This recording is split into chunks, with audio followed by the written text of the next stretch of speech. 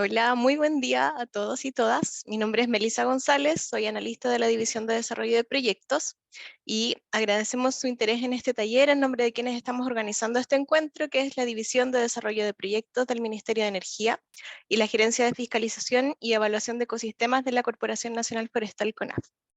El taller que hoy nos convoca, que corresponde a aspectos relevantes en la evaluación de línea de base de flora y vegetación de proyectos de energía, se enmarca en un convenio de colaboración y transferencia de recursos entre el Ministerio y la CONAF, y este taller nos permite dar cumplimiento a uno de los objetivos de este convenio, que es brindar talleres de capacitación sobre aspectos específicos relativos a la evaluación ambiental, tramitación de proyectos y autorizaciones de competencia de la corporación.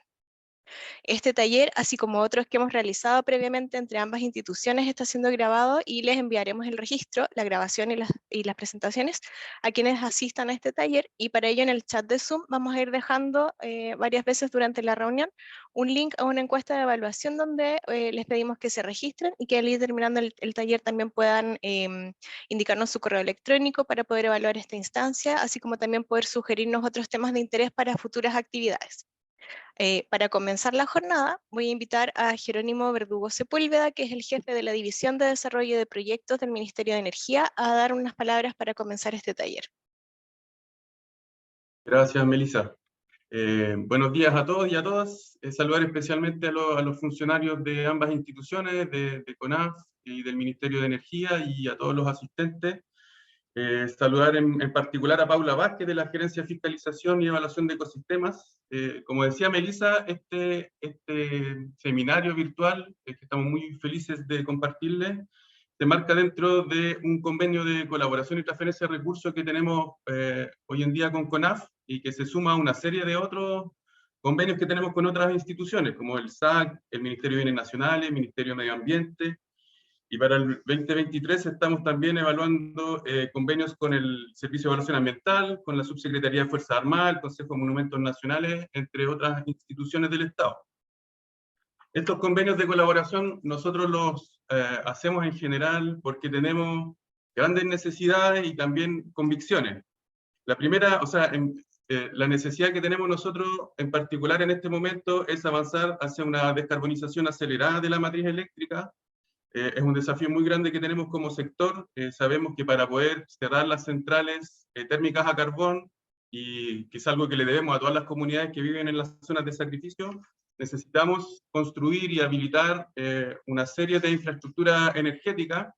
En particular, necesitamos construir 25 gigawatts de potencia instalada en centrales de energía renovable, habilitar la construcción de 4.000 kilómetros de líneas de transmisión, además de centrales de almacenamiento.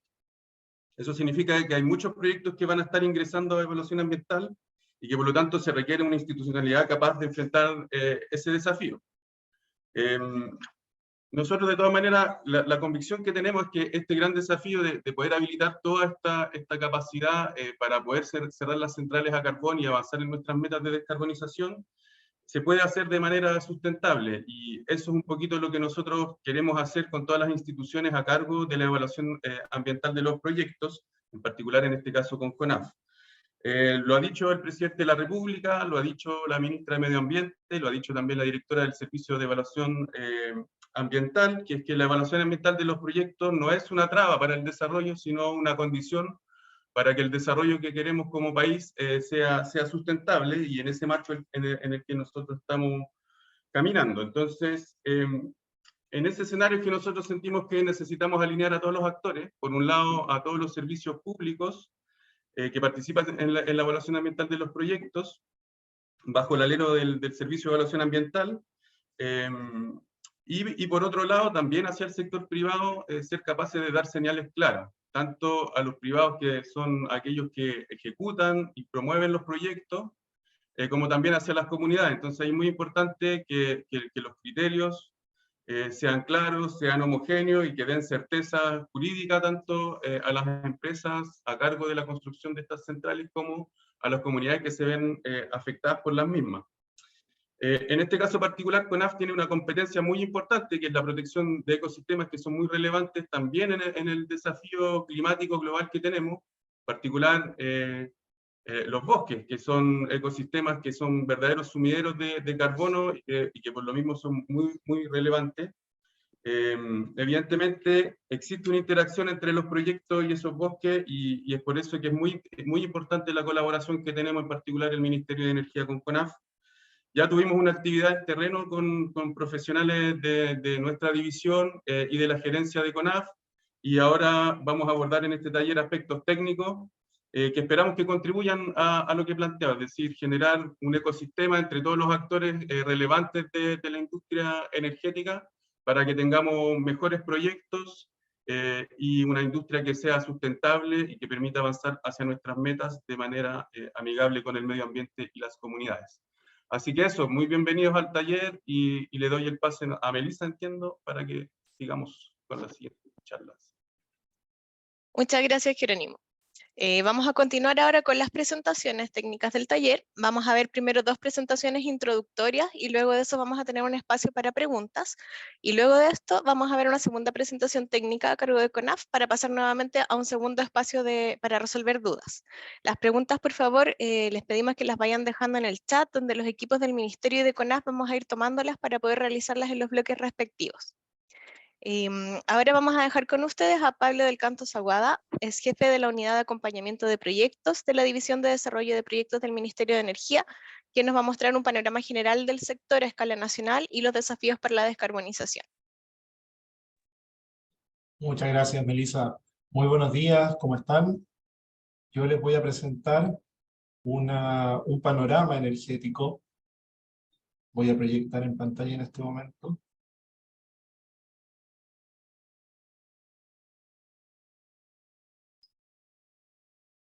Les voy a presentar el panorama energético nacional y cuáles son los desafíos para la descarbonización.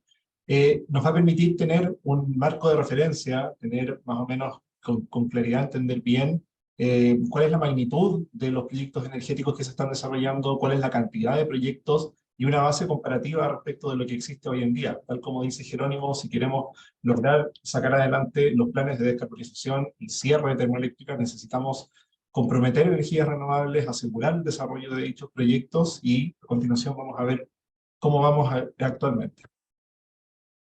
La presentación se divide en tres partes principales. Vamos a ver un resumen energético nacional, después vamos a hacer un repaso del diagnóstico de la generación y la transmisión, y por último vamos a analizar las metas de mediano y largo plazo del Ministerio de Energía, pero también corresponden a metas país.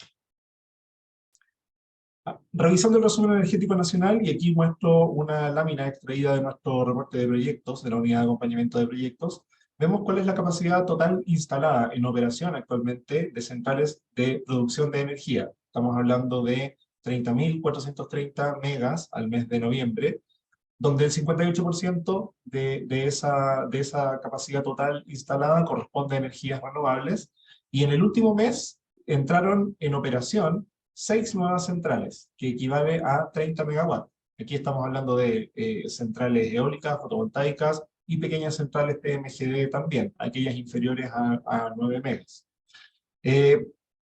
Avanzaron a fase de pruebas, es decir, están prácticamente a puertas de entrar en operación 75 centrales, que equivale a 2.225 megawatts, y para que tengamos un orden de magnitud, son 2.200 megas sobre una capacidad total instalada en operación de 30.430. Tal como decía Jerónimo, si queremos agregar a nuestra matriz energética cerca de 25 gigas de energías renovables, podemos ver cuánto es el aporte o cuánto es el paso que estamos teniendo mensualmente con estos 2.200 megas en 75 centrales que avanzaron a fase de pruebas y que están prontas a iniciar operación. Hoy en día hay en construcción 74 centrales de generación de energía, y la capacidad neta asociada a aquellas centrales en construcción es de 4.300 megas. Ahí podemos ir viendo entonces los órdenes de magnitud entre lo que está actualmente en construcción, en comparación con lo que está en pruebas hoy en día, y en comparación cuál es la capacidad total instalada hoy en día en nuestro país. Las inversiones asociadas a centrales, a obras de transmisión y a proyectos de hidrógeno verde que están en construcción hoy en día equivale a 6.500 millones de dólares. Es una cifra bastante relevante que posiciona al sector energético probablemente en la cuarta posición dentro de las actividades industriales del país. Por lo tanto, podemos considerar que es un sector bastante dinámico para la economía del país también. Respecto de transmisión, podemos destacar los 547 kilómetros que están actualmente en construcción, que corresponde a sistemas de transmisión nacional y zonal. Y del mismo modo, me voy a saltar a la siguiente línea, hay 742 kilómetros de líneas de transmisión en calificación actualmente, calificación ambiental en el CIA. Es decir, son 742 kilómetros de líneas de transmisión que van a poder viabilizar en el futuro nuevos proyectos de generación, pero también mejorar la calidad y el abastecimiento de la transmisión en el país. En el último mes se observaron 7 proyectos admitidos a tramitación en el CIA, entre centrales de generación y obras de transmisión, y podríamos considerar que la capacidad neta asociada en este momento a centrales que están en calificación ambiental en el CIA son 12.000 megas, o sea, es una cantidad bastante relevante de proyectos actualmente en evaluación ambiental y por lo tanto de ahí el desafío de que saquemos adelante una buena evaluación ambiental, una evaluación ambiental de calidad. En el último mes tenemos nosotros registros de 5 proyectos que se aprobaron en COEVA, correspondientes a centrales de generación y transmisión. Avanzamos al diagnóstico de la generación y la transmisión. Para el mes de febrero del año 2023, se proyecta que el 60.9% de la capacidad instalada del país esté compuesta por centrales de energía renovable.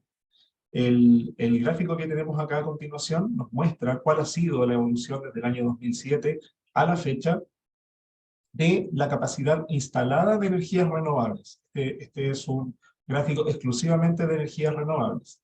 Lo que podemos ver es, además, en el último periodo, una proyección. Es decir, si actualmente estamos rondando el 60%, se espera que para el mes de febrero del próximo año estemos prácticamente en el 61% de la capacidad instalada de energías renovables respecto del total.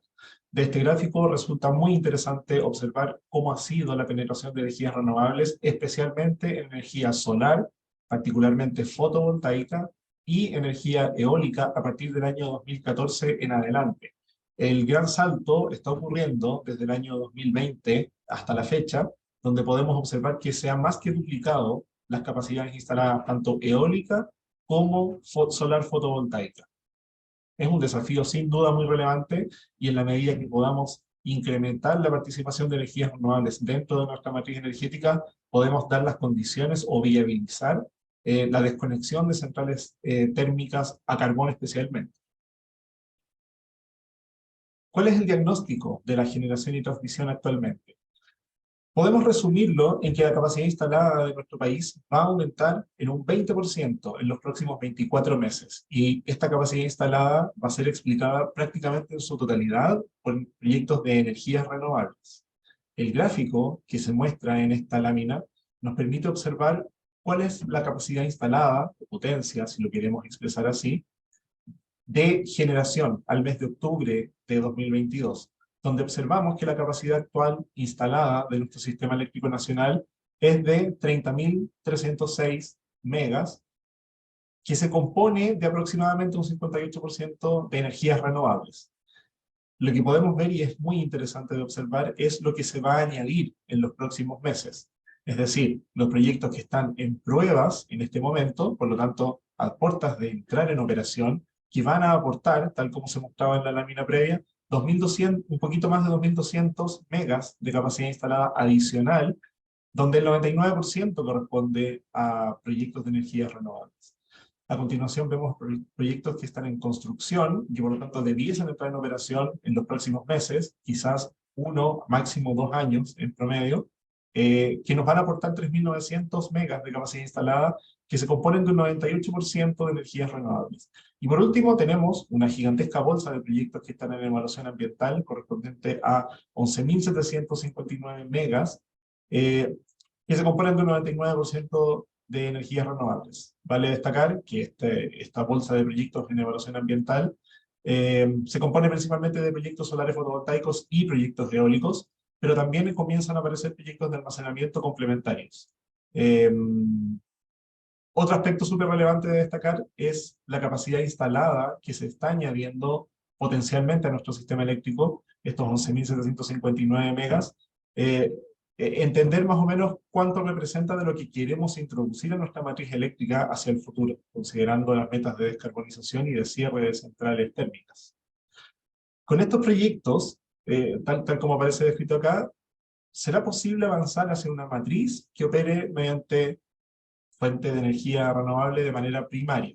Por lo tanto, resulta evidente que contar con sistemas de transmisión para poder transportar aquella energía de manera eficiente, como explicaba anteriormente, desde donde se genera hacia donde se consume, es uno de los desafíos más importantes de los próximos años. A partir de aquí, entonces, podemos hacer un análisis un poco más detallado respecto a cómo va el estado de la transmisión o de los proyectos de transmisión en desarrollo, y podemos observar entonces la velocidad o el ritmo de implementación de dichos proyectos respecto de lo que está hoy en día en funcionamiento.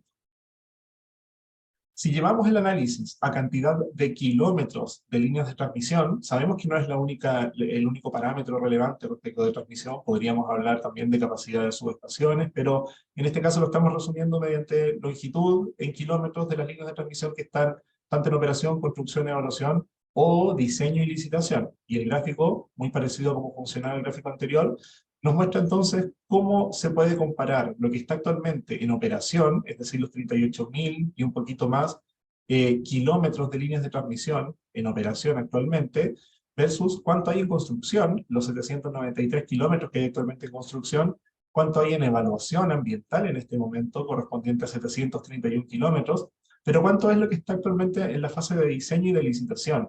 Es decir, que todavía ni siquiera ha logrado avanzar a la fase de evaluación ambiental y por lo tanto nos muestra el ritmo o cuánto es el incremento que le estamos dando a nuestros sistemas de transmisión actualmente.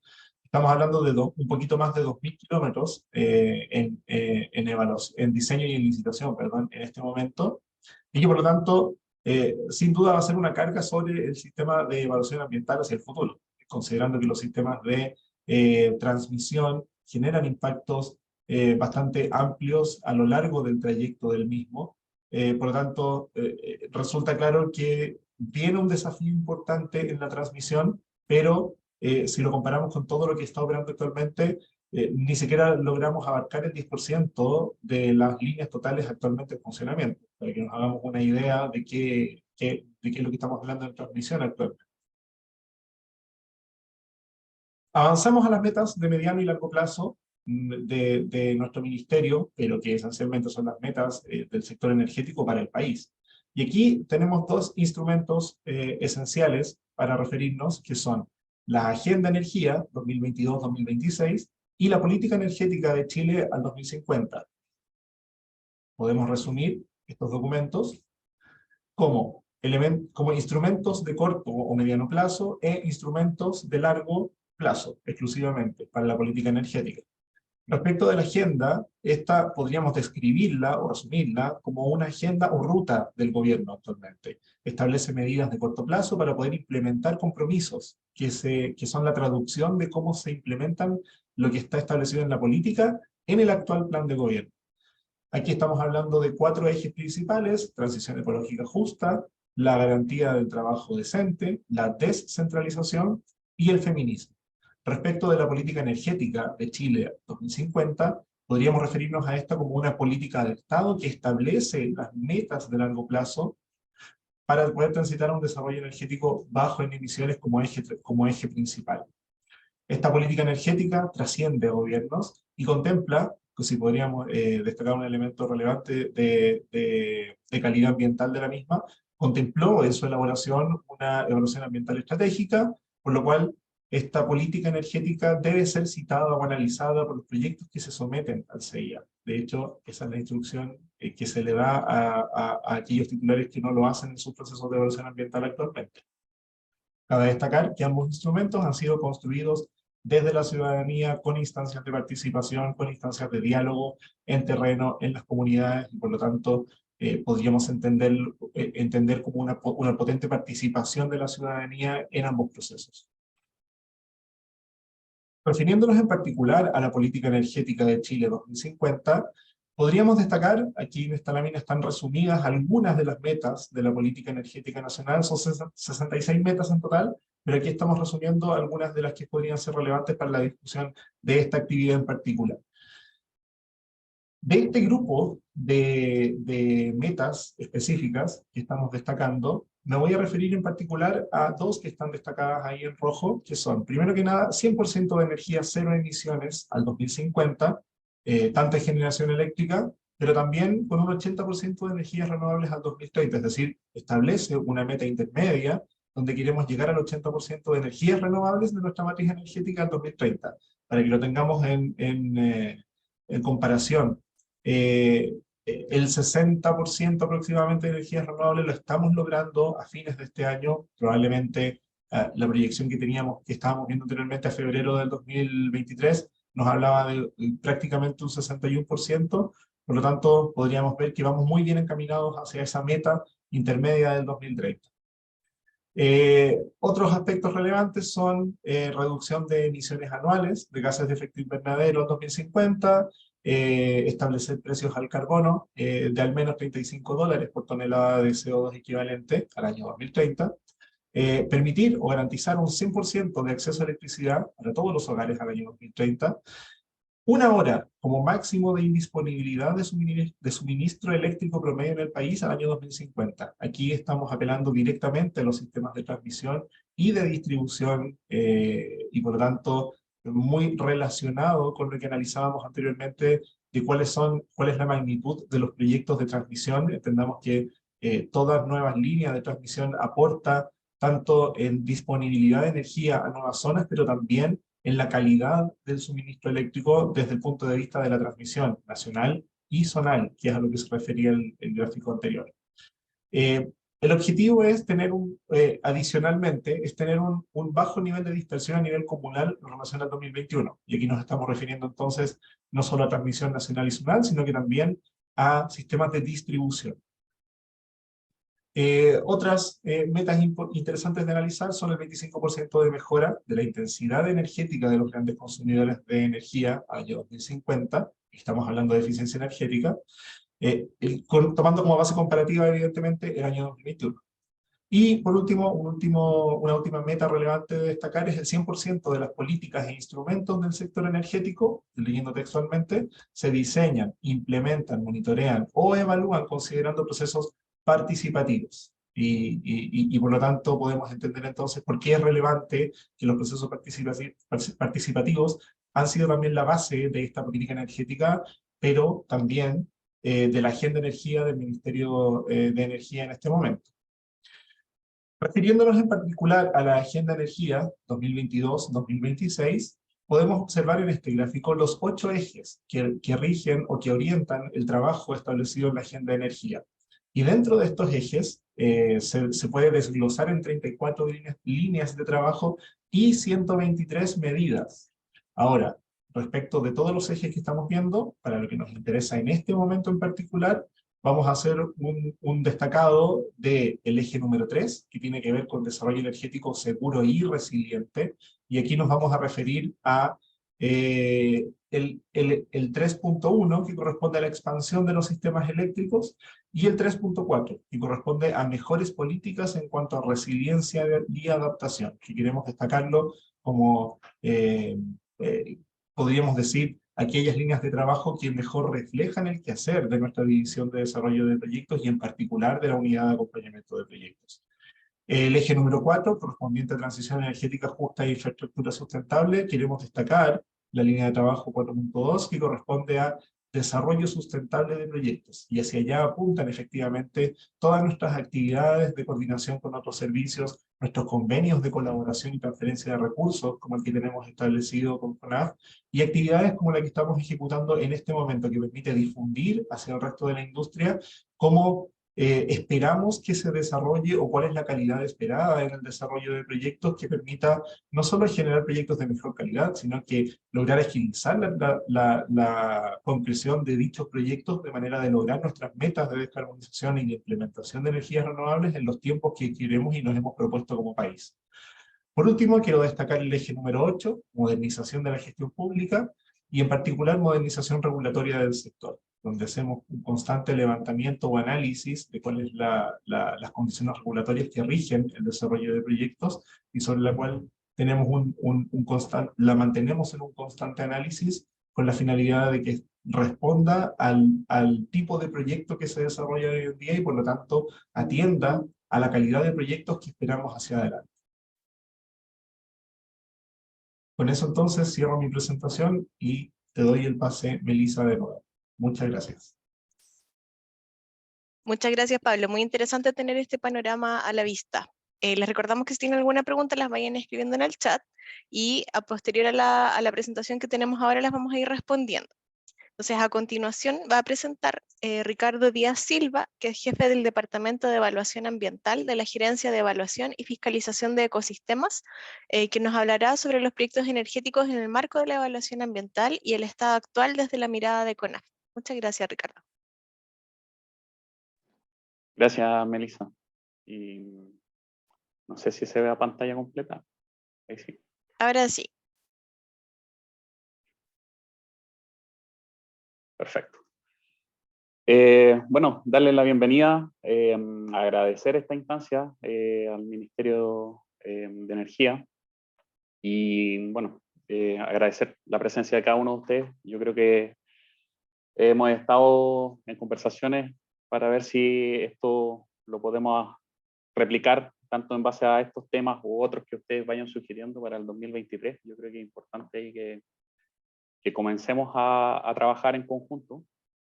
Así que yo voy a dar un pequeño contexto desde el punto de vista de cómo vemos nosotros desde CONAF los proyectos energéticos y la evaluación en el marco del CEIA. Ya vimos como una mirada muy general lo que nos entregó Pablo con respecto a metas de Estado y de gobierno. Y ahora vamos a entrar a ver los proyectos que se están evaluando actualmente en el marco del CEIA, que se han evaluado, y cómo repercute toda esta carga de proyectos en nuestras evaluaciones y dónde ponemos, después va a estar la presentación que va a hacer Yasmín, un aspecto principal que es el tema de la línea base. Así que yo voy a dar como un contexto muy genérico con respecto a cómo vemos nosotros como CONAF los proyectos que se están evaluando actualmente en el marco del CEIA. Bueno, partir diciendo una breve introducción. Bueno, los proyectos de energía que ingresan al CEIA han tomado cada vez más relevancia a lo largo de los años, eso es innegable. Lo señalaba también Pablo y también Jerónimo, el plan de descarbonización de la materia eléctrica que contempla para el año 2025 una reducción del 50% de las plantas de carbón y para 2040 la descarbonización total de la materia energética. Y eso obviamente está de la mano del auge de proyectos de energías renovables no convencionales. Nuestro rol de CONAF, bueno, yo creo que la mayoría de los invitados saben que nosotros somos un organismo con competencia ambiental y que participamos activamente en el marco del CEIA.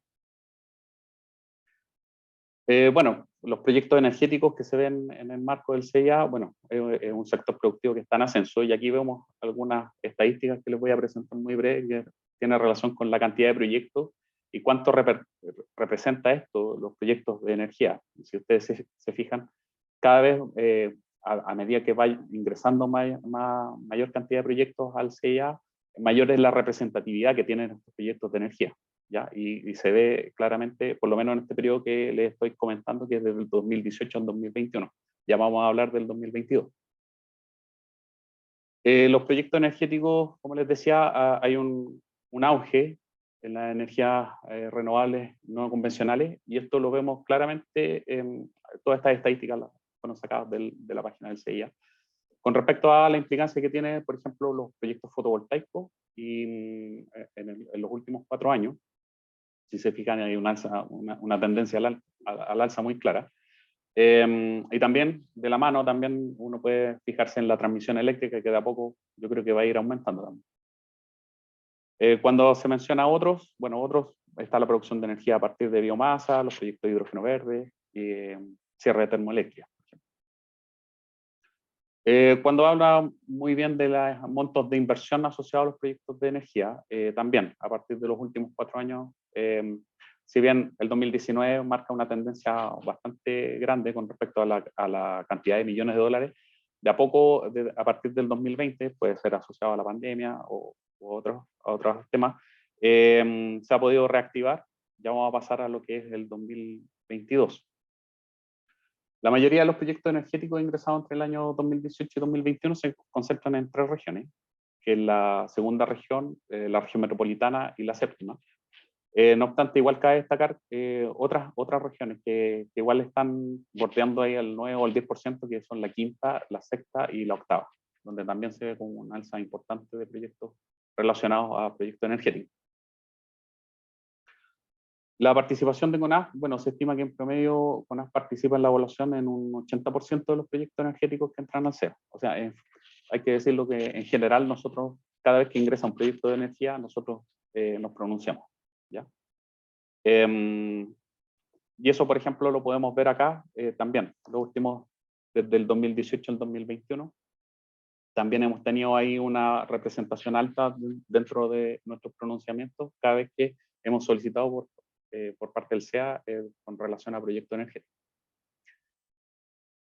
El estado actual de los proyectos ingresados entre el 2018 y el 2021, si bien cabe destacar que había una tendencia como a la aprobación alrededor del 75% en los últimos 3 años, el año 2021 bajó mucho. No obstante, esto es importante que, tal como lo señaló Jerónimo, el trabajo en conjunto que realicemos como CONAF con el Ministerio para hacer reforzamiento de ciertas materias, clarificar quizás algunos criterios, con tal de que los proyectos ingresen de mejor forma y terminen efectivamente aprobándose en el marco del CIA, y tender a esto a tratar de aumentar el nivel de aprobación de aquellos proyectos energéticos, sobre todo enfocados en energías renovables. Cuando hablamos de los proyectos también, aquí viene un poquito más desglosado. El último año, el 2021, hubo 159 proyectos aprobados de proyectos energéticos. No obstante, el 2020 fue como un alza. Yo creo que ahí también puede estar asociado a temas de pandemia, que quizás muchos proyectos empezaron a ingresar ahí en ese año o que estaban en etapa terminal de evaluación. Por lo tanto, ahí puede haber una repercusión de por qué hay una alza tan notoria. Entre enero y noviembre del 2022 han ingresado al CEA 602 proyectos, de los cuales 125 corresponden a proyectos de energía, lo que les mencionaba que de a poco empieza a hacer una alza más sostenida. Y de estos 125 proyectos equivalen a un monto de inversión de 13.094 millones de dólares. Y si se fijan la cantidad de proyectos que están ingresados durante este año, o sea, la gran alza corresponde o la gran representación, perdón, son los fotovoltaicos, ¿ya? Y más atrás viene la transmisión eléctrica y los eólicos, que obviamente el tema de la transmisión eléctrica viene de la mano de la puesta en marcha de este tipo de iniciativas. Los proyectos energéticos en el CEA en el 2022, las regiones asociadas a los proyectos ingresados, donde hay mayor presencia de estos proyectos, bueno, está en la quinta y en la región metropolitana, con un porcentaje ahí del 15 al 19%. De todas formas, cabe destacar todo lo que es la zona norte, de la primera a la tercera región, y también la sexta, donde se han ingresado este último año bastantes iniciativas asociadas a proyectos energéticos. El estado actual de los proyectos ingresados durante el 2022, obviamente la mayoría van a estar en procesos de calificación, ¿ya? Y se han aprobado solamente 15. Cuando vemos nuestro nivel de participación para este año 2022, nos hemos pronunciado en casi el 70% de los proyectos ingresados, por lo cual es una participación muy alta, ¿ya? Y como les decía, ya sean proyectos fotovoltaicos, eólicos o líneas de transmisión, que son los más recurrentes y los que mayor ingreso han tenido en el último año. Bueno, nuestra participación de CONAF en el cumplimiento de los plazos de CONAF en el marco del CIA, yo sé que es un tema que es recurrente y genera muchas consultas por parte de los distintos actores que que están asociados a la evaluación ambiental es si el pronunciamiento CONAF está dentro de plazo o no, y cuánto nos demoramos. Bueno, en lo que es el 2022, si se fijan, hay un porcentaje de plazos que está alrededor del 95-96% para todo lo que son los proyectos que se someten al CIA, en el marco de evaluación del CIA. Pero cabe destacar igual el tema del porcentaje de proyectos de energía dentro del plazo, que es generalmente el 100%. Por lo tanto, todos nuestros pronunciamientos durante este año, tanto para vías o EIA o para adendas asociados a proyectos energéticos, han estado dentro de los plazos. Y finalmente, para ir terminando la presentación, bueno, en el transcurso de los 5 años de estudio, la región que presenta un promedio de mayor cantidad de proyectos de energía es la región metropolitana, ¿ya? Bueno, lo mencionó ahí Jerónimo, que hicimos una salida de terreno en conjunto con profesionales del Ministerio de Energía y pudimos recorrer algunas iniciativas para que también pudieran entender nuestra mirada, nuestra forma de cómo, qué antecedentes son necesarios para evaluar correctamente el recurso, sobre todo aquellas especies en categoría. Y obviamente esto estuvo enfocado en la región metropolitana porque hay un alza sostenida ahí de proyectos energéticos. Los proyectos de energía renovable no convencionales que mayor aumento han desarrollado desde el 2018 son los fotovoltaicos, por sobre lo que les decía, los eólicos, pero yo creo que va a mantenerse un alza también en los temas de líneas de transmisión.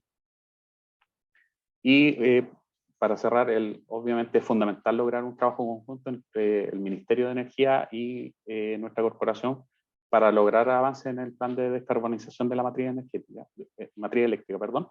Y de esta forma, nosotros estamos totalmente disponibles para generar nuevas instancias como esta, de trabajo en conjunto, de generar otras instancias de capacitación de otras temáticas que ustedes nos puedan sugerir también, con tal de que la evaluación ambiental pueda terminar de buena forma en el marco del CIA. Así que eso, muchas gracias. Igual quería tomar un minuto de agradecer a Alejandra Porras y Nicolás Antiles del Departamento de Evaluación Ambiental, quienes me apoyaron en la presentación. Muchas gracias.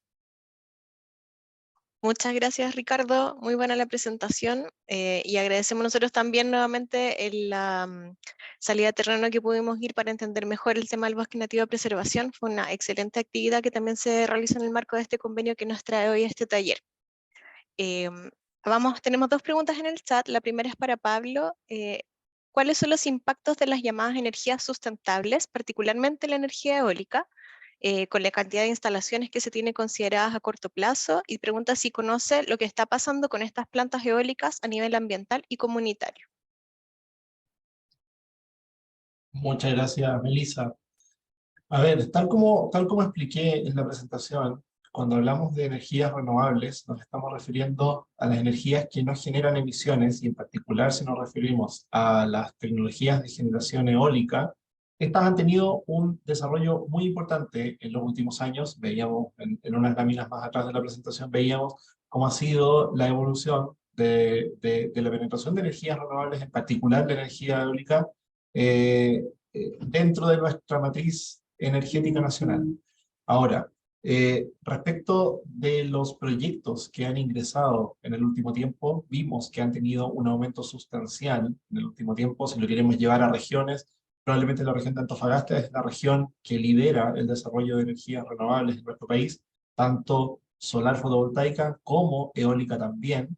Y respecto de la pregunta, en cuanto a la cantidad de instalaciones que están consideradas a corto plazo, nosotros vemos que efectivamente hoy en día sigue habiendo interés por parte de la industria por desarrollar iniciativas o proyectos de energías renovables, en particular de energía eólica, una vez más con mucho énfasis en la región de Antofagasta. Es decir, podemos ver que la región de Antofagasta tiene una base muy relevante de energías renovables, pero también va a liderar el desarrollo de energías renovables hacia el futuro, y en particular si nos referimos a la energía eólica, será también una región que va a sacar adelante la mayor cantidad de proyectos, haciendo un repaso muy rápido de grandes números de las regiones.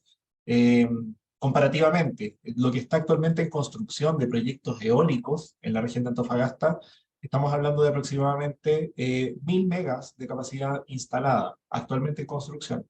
La siguiente región, en cuanto a cantidad de megas en construcción en este momento, corresponde a la región de Los Ríos, con 206 megas de capacidad instalada. Es decir, podemos ver que hay una diferencia sustancial en la cantidad de megas que aporta a nuestra matriz eléctrica, ¿no?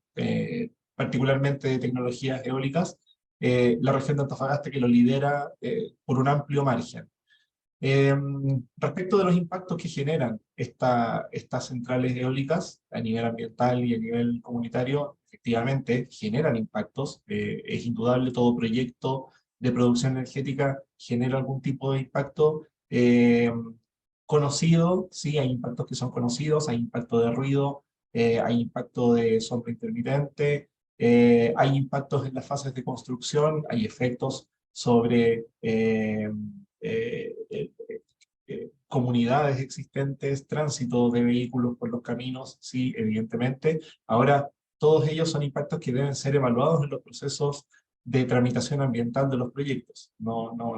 La institucionalidad ambiental en nuestro país no autoriza la ejecución de proyectos de esa magnitud, como lo es un proyecto eólico, sin tener las validaciones ambientales correspondientes. Por lo tanto, podríamos decir que una vez que el desarrollador del proyecto hace público su proyecto, es decir, muestra el proyecto en el proceso de evaluación ambiental, pasa a ser información pública y conocida. Por lo tanto, podríamos decir que sí conocemos el desarrollo de proyectos una vez que se hacen públicos, y evidentemente van a tener que superar todos los procesos de evaluación ambiental y participación ciudadana que le corresponde en esa instancia para poder ejecutar dichos proyectos. Muchas gracias, Pablo. La siguiente pregunta, yo creo que es para ambos, es si se tiene una parametrización de los impactos de estos proyectos en las guías de evaluación, es decir, el impacto ambiental que puede asumir un proyecto en relación a los megawatts instalados en el caso de eólicos o hectáreas afectadas en solares. Por nuestra parte no, pero igual es bueno eso que no sé si por parte del CEA haya sacado alguna guía específica con respecto a esa consulta, porque por parte nuestra, de CONAF, no. Lo único que está como a disposición es la guía de evaluación ambiental que es del año 2020. Muchas gracias. No sé si Pablo quiere agregar algo. O Solo pasamos a la mencionar siguiente. solo mencionar, Melissa, que en realidad los impactos de un proyecto van a depender mucho del emplazamiento, dónde se ubica el proyecto.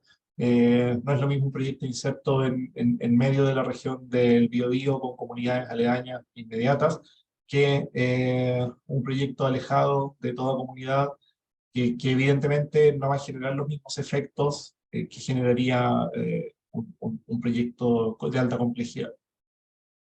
Muchas gracias. Para Ricardo, ¿se proyectan guías nuevas de parte de CONAF sobre potenciales impactos de proyectos energéticos? De momento, lo único que nosotros estamos trabajando es una actualización de nuestra guía de evaluación ambiental de 2020. De todas formas, igual nosotros estamos colaborando directamente con el Servicio de Evaluación Ambiental en la implementación de modificación de instructivo o generación de nuevo instructivo. Hay que entender que todas estas guías tienen que tener ese carácter para que sea aplicable, o sea, no solamente que dependan de un servicio, sino que también vengan respaldadas por parte del Servicio de Evaluación Ambiental, que no son ellos los que administran el sistema. Estamos trabajando con ellos y también nos interesa mucho el tema de las guías trámite. Entonces yo creo que hay algunas guías trámite ahí que están pendientes por parte del trabajo en conjunto que llevamos con ellos. Así que esperamos que el 2023 a ver si podemos avanzar en eso. Muchas gracias, Ricardo. Voy a hacer una pregunta más que va dirigida a Pablo y luego las siguientes en realidad son bastante específicas sobre el PAS 150, entonces las voy a dejar enunciadas, pero vamos a pasar la presentación de Yasmín y si no se responden en el transcurso de ella, entonces las vamos abordando por el chat. Pablo, ¿se tienen guías de evaluación de impacto de los proyectos de hidrógeno verde y baterías? Sí, en realidad es información que nos podría complementar el SEA, pero sí sabemos que existe una guía actualmente de caracterización de proyectos de hidrógeno verde. Sabemos que el SEA está trabajando también en guías un poco más específicas para proyectos de hidrógeno verde. Y respecto de las baterías, es algo que está en desarrollo en este momento. Estamos sacando adelante un trabajo conjunto, Ministerio de Energía, aportando información valiosa para que el SEA pueda sacar adelante guías en particular de baterías. Desconozco si hoy en día ya hay publicada alguna guía de caracterización en particular para sistemas de almacenamiento, pero sí es algo que se quiere trabajar con el SEA. Ok, muchas gracias. Ahora, voy a leer estas preguntas que tienen relación con el PAS 150 y bosque nativo de preservación, pero no las vamos a contestar ahora porque vamos a pasar a la presentación y quizás se contestan durante ella, o bien las vamos a ir abordando en el chat. Una, ¿existen medidas que permitan desarrollar un PAS 150 factible a nivel de proyectos energéticos? La segunda es, ¿existe alguna directriz de CONAF sobre la definición de bosque nativo de preservación? La definición legal deja muy abierta la interpretación y hay casos donde hasta a individuos aislados los han considerado como BNP. 3. Algunos proyectos eléctricos no requieren. En estos casos, ¿cómo se aborda el PAS 150? Voy a agarrar esa pregunta. 4. ¿Cómo se está abordando el interés nacional de proyectos de eólicas respecto de unas resoluciones que acusaban no estar en la ley? Y por último, dice, algunos proyectos energéticos no requieren concesión. ¿Cómo se aborda el PAS 150 en esos casos? Entonces, además de pasar ahora a la presentación y dejar estas preguntas pendientes, también les queremos recordar que en conjunto el Ministerio de Energía y la CONAF hemos realizado otros talleres de capacitación y justamente el año pasado realizamos uno específico sobre la intervención sobre bosque nativo de preservación. Entonces vamos a dejarles el link a ese taller en el chat también para que puedan revisar la grabación y las presentaciones. Y a continuación vamos a ver la siguiente presentación que corresponde a la importancia de la línea base del componente flora y vegetación en la evaluación ambiental de proyectos energéticos, que está a cargo de Yasmín Villa Peña y Lillo, jefa de la sección de evaluación ambiental del Departamento de Evaluación Ambiental de CONAF. Eso, muchas gracias. Adelante, Yasmín. Gracias, Melissa. Buenos días a todos. Voy a compartir mi pantalla.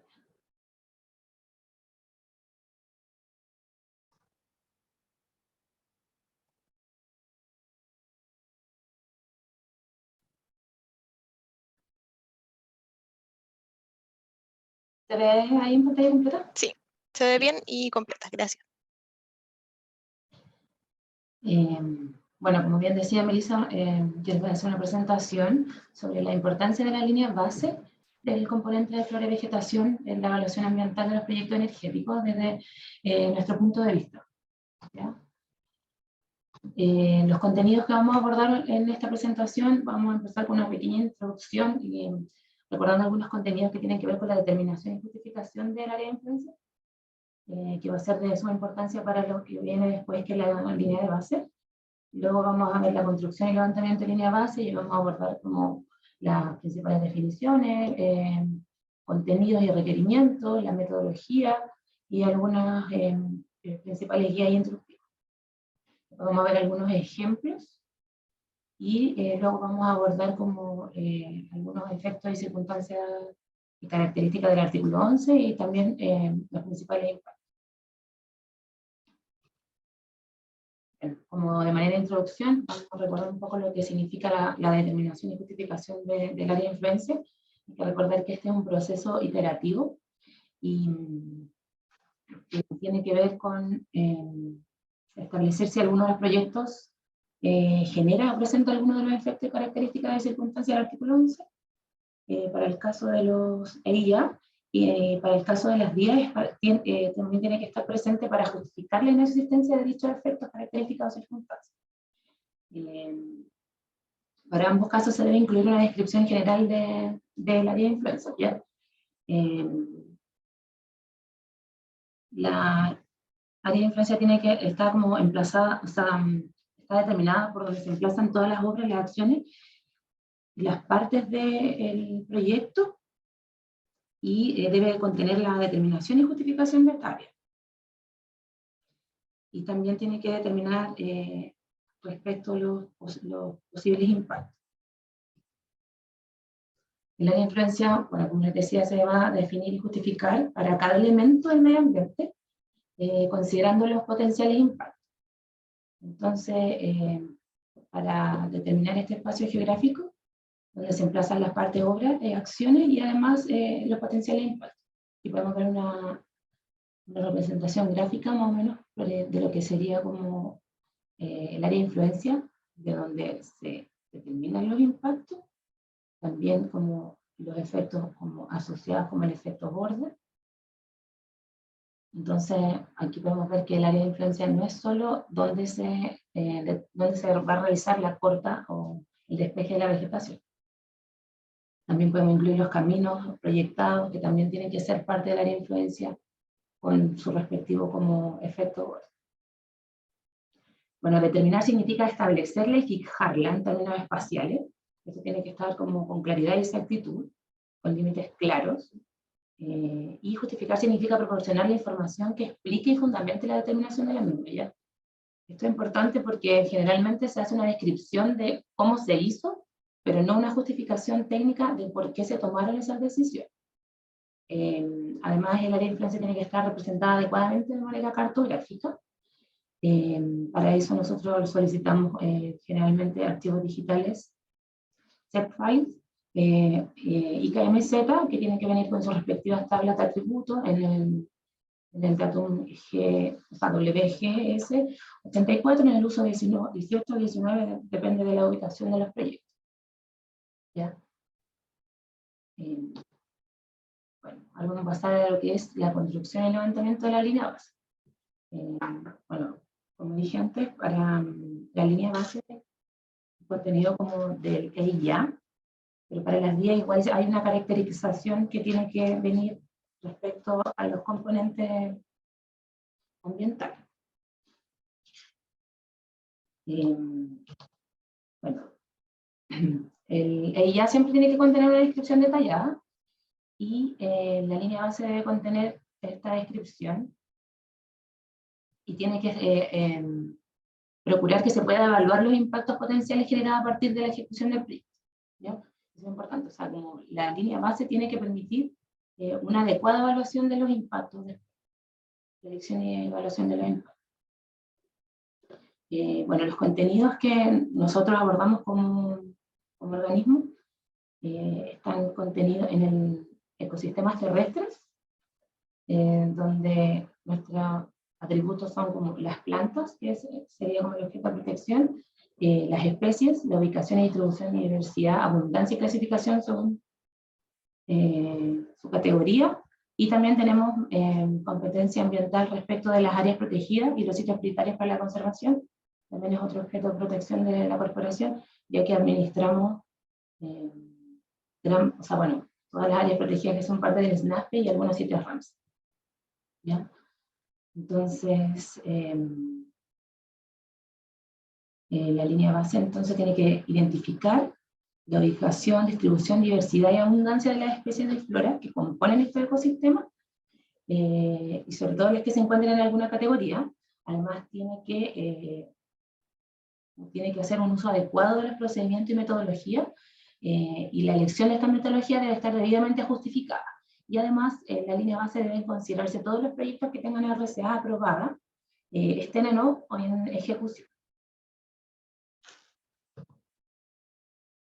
Bueno, dentro de los principales contenidos y requerimientos de la línea base, tenemos identificar las formaciones vegetales a nivel cartográfico. Esto es muy parecido a lo que nombré para el área de influencia, que también tienen que venir en archivos shapefiles y KMZ con sus respectivas tablas de atributos, en el mismo datum y el uso según corresponda. Además, tiene que estar de acuerdo a las tipologías forestales vigentes. También se debe definir la composición florística de cada formación en todos sus pisos vegetacionales.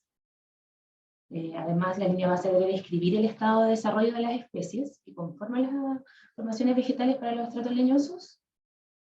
También debe identificar singularidades ambientales asociadas a cada formación, identificar la presencia y abundancia de individuos en especies de las especies vegetacionales de competencia institucional. ¿Ya? Esto es como lo fundamental que debe tener la línea base. Respecto a los contenidos como más específicos respecto a las especies en alguna categoría de conservación, hay que identificar y describir cada uno de los individuos de las especies que van a ser afectadas, ¿ya? Ya sea que estén formando parte de alguna formación vegetal o de forma aislada. Hay que identificar el número de individuos de cada especie que va a ser afectada, así como su ubicación. Esto también debe presentarse en un formato KMZ, la ubicación y la descripción, como los atributos de cada individuo, ¿ya? Para el caso de las especies que se encuentren formando parte de un bosque, o que sean monumentos, también se deberá describir la distribución y abundancia de estos individuos, y los respectivos PAS que se necesiten presentar, deberá hacerse la descripción de acuerdo a lo que indica el PAS. Por ejemplo, para bosque nativo de preservación respecto a la cuenca, así como también para los monumentos naturales. Respecto a la especie en categoría también hay que identificar y cuantificar las especies acompañantes de esta especie, que forman parte de la misma formación vegetacional. También se debe identificar el grado de endemismo de cada especie y el grado de amenaza y el rango de distribución de esta especie. Como también, con especial énfasis, identificar y cuantificar las especies que están de escasa representación o presencia. Y también, por último, identificar y caracterizar alguna singularidad adicional que presente la especie en categoría o la formación de la que es parte. Bueno, respecto a las metodologías, la metodología que se va a seleccionar para la descripción de la influencia deberá estar fundada en los impactos, ¿ya? Esto es fundamental porque, como mencioné antes, es importante que esta descripción luego facilite la etapa de predicción y evaluación de los impactos. Y el análisis que nosotros hacemos se centra en la interacción que se producen entre las partes, obras y acciones del componente de flora y vegetación y los ecosistemas. Cómo se afecta este receptor de impacto, ¿ya? Bueno, la metodología va a estar preponderantemente determinada por los impactos y evaluada para todo el área de influencia, ¿ya? Se deberá considerar que un impacto en algún componente ambiental de flora y vegetación podría además presentar otros impactos en otros componentes, ¿ya? Entonces hay que hacer todo lo que es un análisis integral respecto a los posibles impactos y cómo estos desencadenan otros impactos. Respecto a la metodología, los procedimientos para elegir esta metodología tienen que considerar la idoneidad del método para caracterizar el componente. Entonces, respecto a este punto, en general, lo que nos presentan es la COT, y la corporación respecto a la COT, hemos sostenido que esta metodología no da respuesta a lo estipulado en el artículo 18 en la letra E, porque es una metodología de clasificación rápida, cualitativa, genérica, y que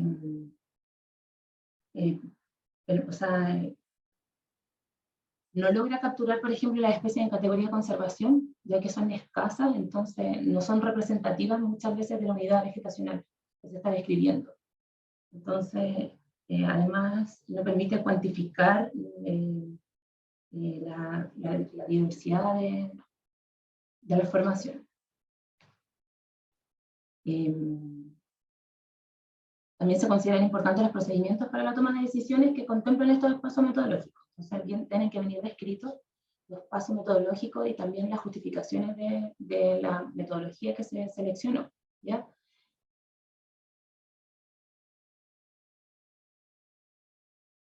Y como resultado se tiene que generar una metodología referencial ajustada que permita el levantamiento de información de la flora y vegetación, que permita dar respuesta como cuantitativa a los requerimientos que nosotros tenemos, ¿ya?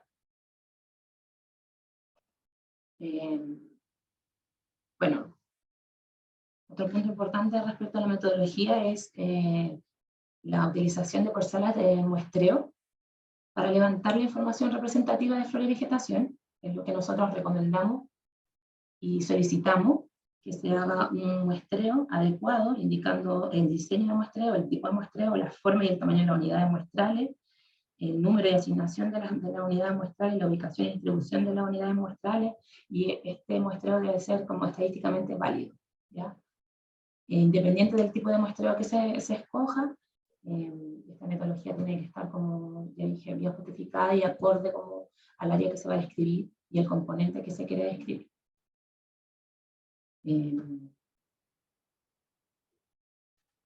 Para realizar la caracterización en detalle de la calidad y la cantidad de los componentes medioambientales de la competencia institucional, se debe hacer la identificación, ubicación, distribución, diversidad y abundancia de las especies vegetales.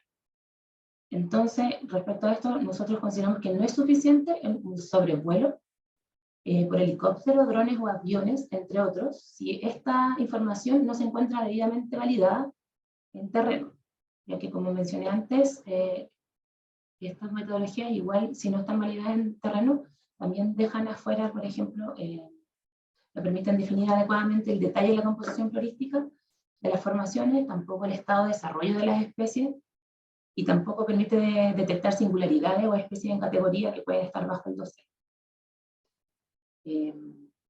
Entonces, esta información queda así sin constatar, y eso hace que tenga falencias en la línea de base. Y los pasa a presentar, y los impactos, ya que esto como una reacción en cadena.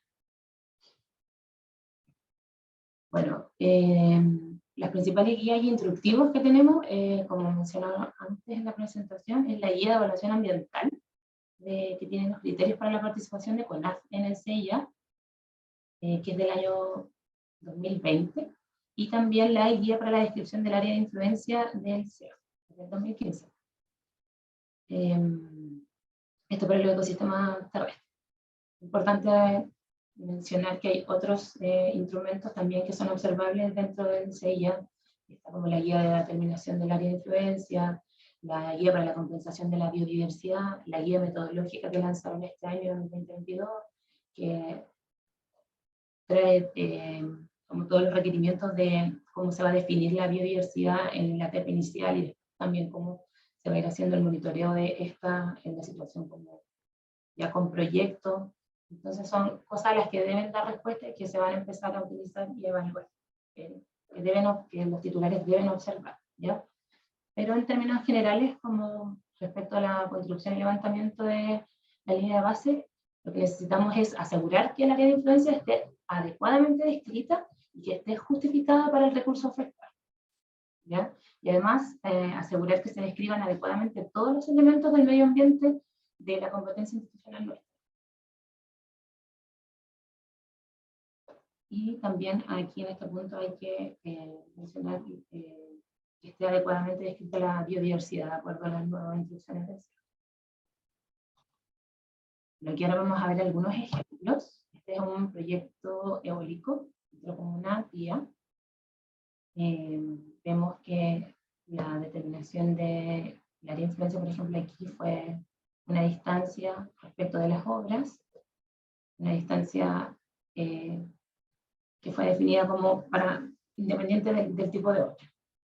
Y esta metodología se hizo como levantamiento de COD, como una guía, una descripción más general, pero igual aún así presentaba como dentro de las formaciones de competencia institucional parcelas de muestreo para cuantificar el recurso. Esta es otra línea, esta es un proyecto de una subestación seccionadora y una línea de transmisión. Y aquí podemos ver, por ejemplo, que la determinación del área de influencia en esta es mucho menor, o sea, está muy ajustada a lo que es la faja de seguridad. Lo importante, por ejemplo, de estas diferencias es que la metodología que se escogió para determinar esta área de influencia esté realmente justificado, un criterio técnico, ¿ya? Bueno, esta también es una vía, también se hizo un levantamiento con la COD, y se hizo un censo de la especie en categoría presente, pero nosotros pudimos constatar que faltaban especies en categoría por reconocer, y también tenía uno de los errores como más recurrentes que nos ocurre dentro de la evaluación de estos proyectos, que es que no fue identificada la especie de categoría dentro del bosque nativo. En particular este que está aquí, no sé si se ve. El que está más cerca de la subestación es un bosque nativo de preservación de Naranjillo, y estaba identificado como bosque nativo.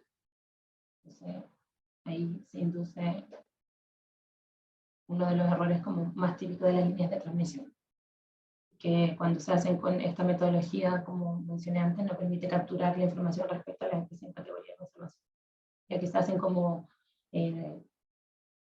las unidades de homogénea de vegetación, se definen en escritorio como herramientas como Google, y luego se hacen puntos de control y no se controlan todas las unidades vegetacionales.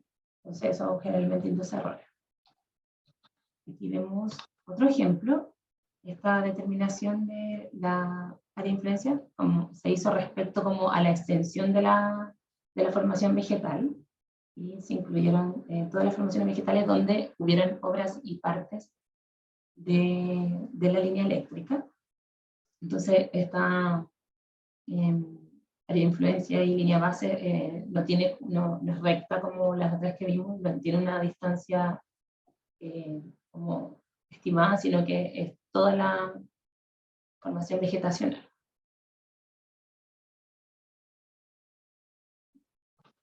Bueno, y aquí podemos ver, por ejemplo, la distribución de las parcelas que se hizo para... Este es un proyecto que se presentó como un EIA.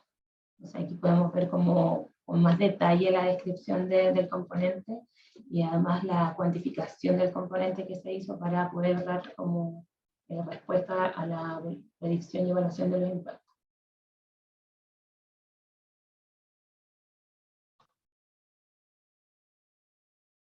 Bueno, respecto como a los efectos y circunstancias y características del artículo 11,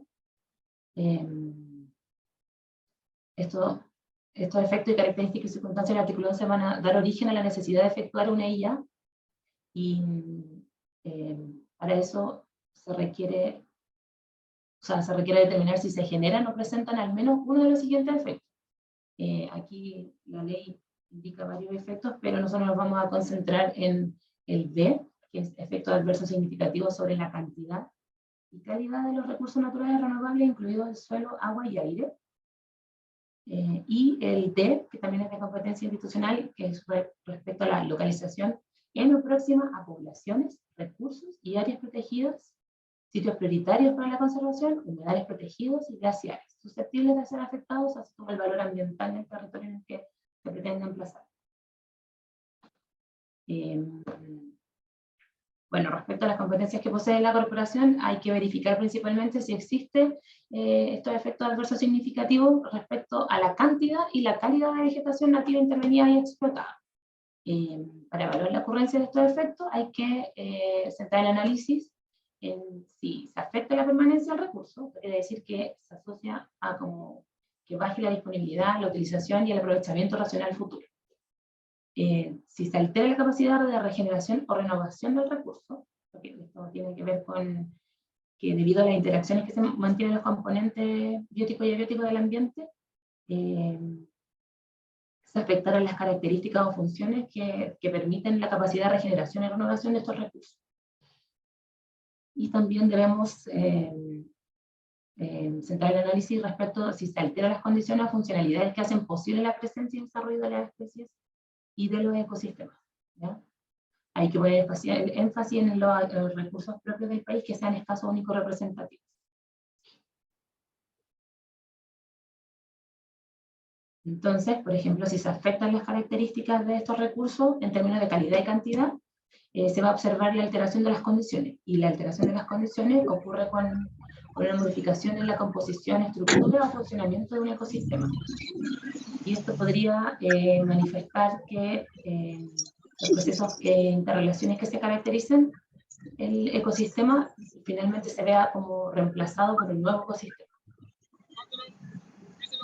Bueno, dentro de los principales impactos que podemos determinar y que también menciona la guía de evaluación de impactos de CIA, Está la pérdida de una comunidad de flora-vegetación, la pérdida de individuos o ejemplares de una población, la modificación de la población o el cambio de sus propiedades. Esto podría ser, por ejemplo, como el potencial reproductor, la alteración de rango-semilla, el tamaño, la alteración de la tasa de mortalidad aumente. También tenemos la modificación de la composición florística de una comunidad, o la eliminación de una más especie de una comunidad. También tenemos la pérdida de comunidades de flora y vegetación, o sea, la remoción total o parcial de la cubierta vegetal de alguna comunidad. La invasión voluntaria e involuntaria de ejemplares de flora invasora. Y también tenemos otros, y en estos otros, que es bien importante, que generalmente la gente olvida, tenemos la fragmentación, la alteración del hábitat, la acumulación de MP10 en la vegetación, que podría causar alteración. Bueno, aquí podemos ver, por ejemplo, estas son unas torres eléctricas en la foto de más arriba, y como ustedes se fijan en las montañas arriba, el paisaje ha ido cayendo, ya va ocurriendo procesos como de erosión respecto a las obras. Y abajo también podemos observar lo que sería como la fragmentación, donde van quedando pequeños parches dentro de la matriz como de desarrollo agrícola.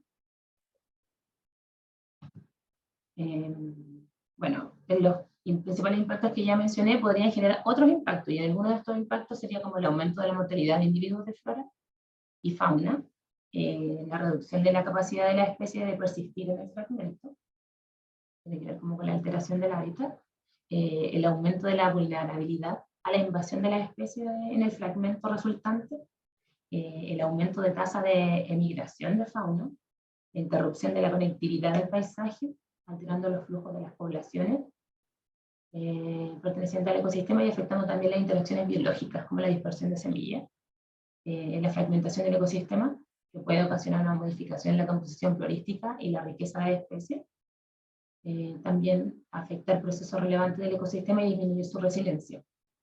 Ya como, esto está como entendido como la capacidad que tiene el ecosistema de absorber perturbaciones, sin alterarse significativamente la estructura y la composición y funcionamiento de esto.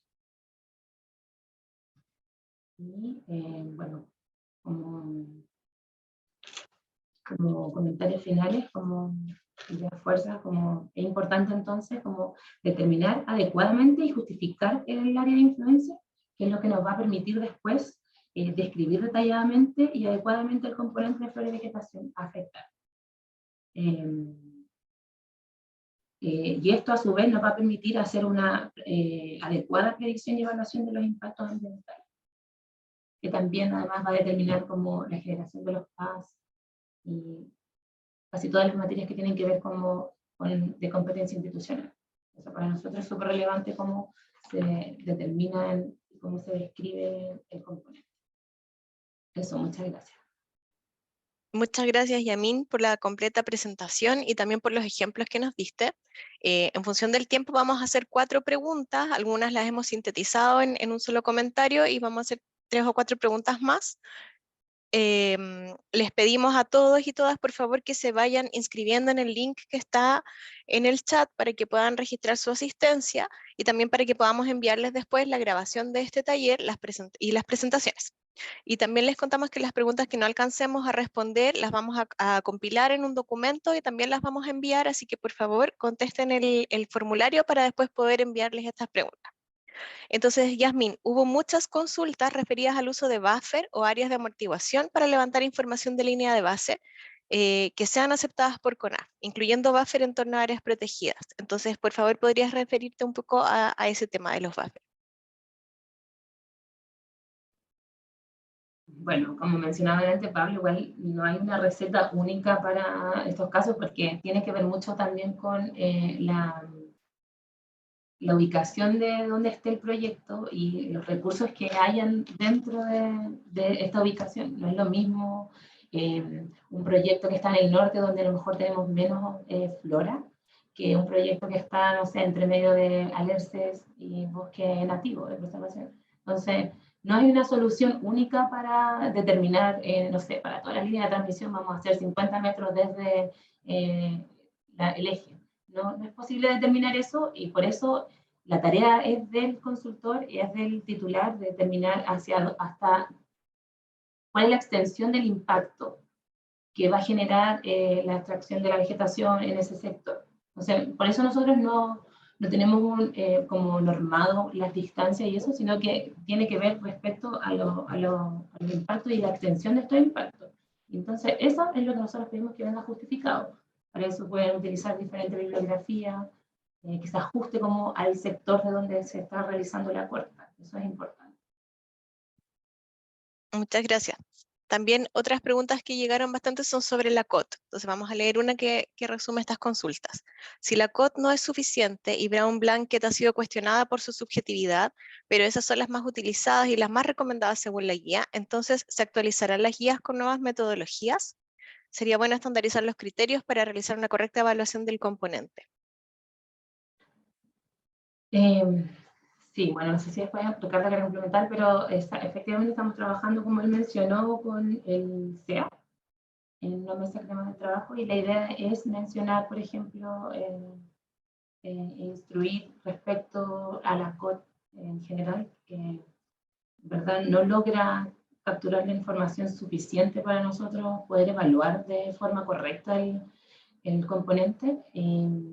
Por eso lo que nosotros siempre estamos pidiendo en nuestro pronunciamiento y estamos refiriendo es el muestreo con parcelas de inventario forestal. Que eso va a permitir, además de como caracterizar y cuantificar bien el componente, va a poder determinar después los pasos. Entonces, al final es hacer una sola metodología en un solo paso que te permita dar como cumplimiento a estas dos materias. Pero sí, se está trabajando en el instructivo, no podría decir cuándo se va a publicar, pero se está tratando de un instructivo nuevo respecto como a estas consideraciones respecto a la y otras metodologías. Melissa, a mí me gustaría Adelante. complementar ahí lo que señala Yasmin. No es que haya una, o por lo menos yo no lo entiendo así con respecto a que haya una recomendación o que es la guía más recomendada, o sea, la metodología más recomendada en la guía. Yo creo que la guía recoge distintas metodologías. Otra cosa es que la COT sea por años una de las metodologías más usadas, que eso es distinto a que exista una recomendación explícita por parte del CEA o por parte de CONAF de recomendar este tipo de metodología. Y creo que lo dijo bien en el sentido, la información que mejor captura todo lo que tiene relación con el bosque nativo o las formaciones xerofíticas, que es de nuestra competencia, está en otras metodologías que lamentablemente la COT no puede dar respuesta a los requerimientos y a los estándares que cada vez han ido subiendo con respecto a la presentación de información ambiental. Muchas gracias. Siguiente pregunta. ¿Siempre hay que hacer 2 campañas para la línea de base? No sé si Yasmin o Ricardo la van a tomar. Pues, la idea es hacer campañas en diferentes estaciones del año porque va a poder lograr capturar la mayor cantidad de especies y diversidad. ¿Ya? Hacer campañas en una sola estación deja fuera muchas veces a especies incluso que no son de repente de competencia nuestra, sino que tienen que ver, por ejemplo, con algunas competencias del SAC, como las geófitas. Pero es necesario hacer campañas en diferentes épocas del año para poder caracterizar el recurso, porque la flora no está solo en una época del año, como tiene estas floraciones, es importante poder capturar como la situación sin proyecto lo más acuciosamente posible. Entonces, lo recomendable es hacer ojalá en 2 o 3, o ojalá en todas las estaciones.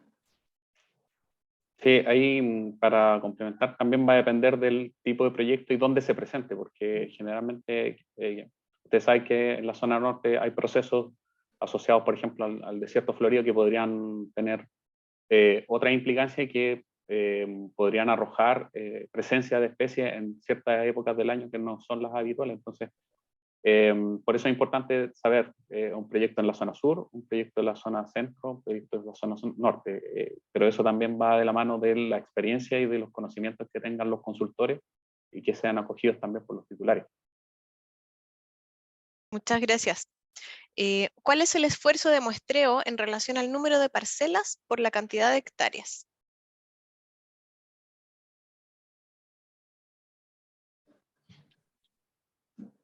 Melissa, ¿me podéis repetir, por favor? Sí, es respecto al esfuerzo de muestreo. ¿Cuál es el esfuerzo de muestreo en relación al número de parcelas por la cantidad de hectáreas? Bueno, tampoco tenemos nosotros alguna indicación respecto a eso. El muestreo tiene que determinarlo, digamos, el consultor. Y lo importante es que sea estadísticamente válido y que también cuando se presenta el muestreo vengan todos los estadísticos que nos permitan visualizar el error porcentual del muestreo, los intervalos de confianza y todos los estadígrafos que le den sustento al muestreo. ¿Ya? Porque van a haber diferentes tipos de muestreo además, y no es como que haya una receta de 4 parcelas por hectárea, porque también son todas las situaciones distintas, va a depender de la variación también dentro del área de influencia de la vegetación, entonces hay diversos parámetros que considerar a la hora de determinar cuántas parcelas, cómo se va a hacer el muestreo, el tipo de muestreo. No sé si Marcelo quiere complementar algo. Mira, primero que todo, buenos días a todos y a todas. Voy a referirme a dos temas. Uno es la COT. Claro, es cierto que existen algunas discrepancias en términos de lo que dice la guía del CEA. Incluso yo creo que ahí asumo la responsabilidad. Hay como errores conceptuales, porque se habla de metodología, por ejemplo, la tipología forestal, pero la tipología forestal es una metodología de clasificación vegetacional. La COT también es una clasificación vegetacional, lo mismo que las formaciones vegetacionales de Gajardo del 84 y lo mismo que el de Prisco 2006, creo que va actualizado en 2018. Lo que pasa es que el levantamiento de información se hace, nosotros preferimos el diseño de muestreo, y al hacer diseño de muestreo, esto va a estar en función de las características de la vegetación, que pueden ser particularmente diseño de muestreo al azar, diseño de muestreo sistemático o diseño estratificado, y cuya estratificación puede estar después, puede estar la parcela distribuida, ya sea los estratos a nivel aleatorio o en forma mecánica. Eso va a depender en función de la vegetación, y eso es importante acá, que el que haga el levantamiento de información tenga la suficiente conocimiento para decir cuál es el que va a diseñar. A la vez, al levantar esta información cuantitativa, tú puedes clasificar la vegetación, ya sea usar la COT, te puede servir para la tipología forestal, para Prisco, compararlo con las cartografías y con las formaciones de vegetación. Entonces, no es que sean metodologías es una clasificación de la vegetación. Los transectos es lo mismo que en el caso de las parcelas de muestreo, pero el concepto no son parcelas de muestreo como parece en el CEA, sino son diseños muestrales. Y aquí, como decía Yasmin, lo cierto, y lo importante que los estadígrafos, es decir, el error muestral, el error poblacional, la varianza, la desviación estándar, los coeficientes, el N muestral, sean coherentes y sean consistentes en términos de que estén arrojando estadígrafos que sean consistentes. Me refiero, nosotros hemos encontrado situaciones donde tenemos errores de un 10% y la varianza son de 200%. Y eso es, todo el que conoce un poco el tema del muestreo, algo está ocurriendo ahí. Entonces, eso es particularmente, nosotros queremos información cuantitativa, porque también el PAS 148 requiere información cuantitativa y la ley a nosotros clasificamos los planes de manejo en función de la tipología forestal del 82. Claro, dicen que falta actualizarla. El catastro está en función también de la COI, también de la tipología forestal, pero ojo que también es una poca metodología que incluye la dinámica de los bosques. Y utiliza es lo que está en la ley. La ley llama la tipología forestal de 281 lo mismo, en el caso, principalmente en eso, pero nosotros no clasificamos los planes de manejo según Prisco, el libro de Prisco, ni según Gajardo, ni según Itinerary para 82, etc. Pero aquí lo relevante es la contundencia y la robustez que tenga la metodología, pero las metodologías son diseño muestral o líneas muestrales o el transecto. Yo creo que los transectos son más pertinentes quizás las formaciones xerofíticas de más al norte, porque los bosques también son distintos. Tenemos formaciones xerofíticas, después tenemos bosques mediterráneos que tienen una estructura, composición funcional distinta a los bosques templados y los bosques antárticos. Entonces no puede hacer un molde para todo. Entonces es importante la experticia que tenga en este caso el que desarrolla este levantamiento de información. Entonces, ¿qué ha ocurrido? Que normalmente aquí el levantamiento de información como que se estandariza y se hace per se, o sea, lo hicimos así, hay que hacerlo así. Y ahí, por eso hay el levantamiento de línea base con la COT, hay el levantamiento de información principalmente con Plisco, también con la formación de EJA. Y siempre lo he dicho, o sea, aquí depende del profesional si estudió la Austral en tipología forestal, si estudió en la Católica, Libre y Plisco, si estudió en la Chile, Gajardo, y me faltó alguna que es la COT, bueno, se llama independiente, que tiene Prado, que es de la escuela francesa. Pero eso es en general. Ahora sí hay que estandarizar, ¿ya? Nosotros no compartimos, no es que sea mala la COT, pero para lo que queremos nosotros, por ser muy subjetiva, y generalmente los bosques son clasificados como matorrales, ¿ya? Entonces tienen otro atributo, otras variables, y esas variables uno las tiene que sopesar si es pertinente en función de la línea básica. Eso en general. Bueno, muchas gracias Marcelo, Ricardo y gracias a Yasmín. Hay algunas preguntas que no alcanzamos a abordarlas, las vamos a recoger, las vamos a responder en un documento y las vamos a enviar. Para eso les recordamos que por favor se inscriban en el link que ya está en el chat. Y junto con agradecer el tiempo y el interés de todos ustedes por estar en esta actividad, para terminar esta jornada vamos a dejar con ustedes a Paula Vázquez Baeza. Ella es jefa del Departamento de Administración y Supervisión de la Gerencia de Evaluación y Fiscalización de Ecosistemas de CONAF. Hola, buenos días. Bueno, a modo de cierre del taller, a nombre de la Gerencia de Fiscalización y Evaluación de Ecosistemas y de la Dirección Ejecutiva también de CONAF, queremos agradecer la participación de todos en el taller de hoy. Me llamó la atención las primeras presentaciones respecto a que, bueno, el país enfrenta un desafío enorme para alcanzar la descarbonización de la matriz energética nacional. Y bueno, todo esto tiene que hacerse desde el punto de vista CONAF, con el resguardo debido de los bosques y de las formaciones xerófilas, además de todo lo que son los componentes de los ecosistemas. Por eso es re importante que estemos trabajando de forma coordinada, tanto los organismos del Estado como también los privados, ¿ya? Y obviamente con de esta forma poder mejorar los procesos de la evaluación ambiental. No me queda nada más que agradecer al equipo del Ministerio de Energía, a la Subsecretaría de Energía, y en particular al Departamento de Evaluación Ambiental y a todos sus profesionales por la organización de este taller. Y esto, bueno, forma parte de un trabajo coordinado entre ambos servicios y que esperamos que mantenerlo, obviamente, para el año 2023. Así que, bueno, desearles unas felices fiestas a todos en esta fecha tan bonita y esperamos que nos podamos reencontrar en instancias como esta durante el próximo año. Así que muchas gracias, Melissa. Muchas gracias. Gracias a todos nuevamente. Nos vemos en una próxima ocasión.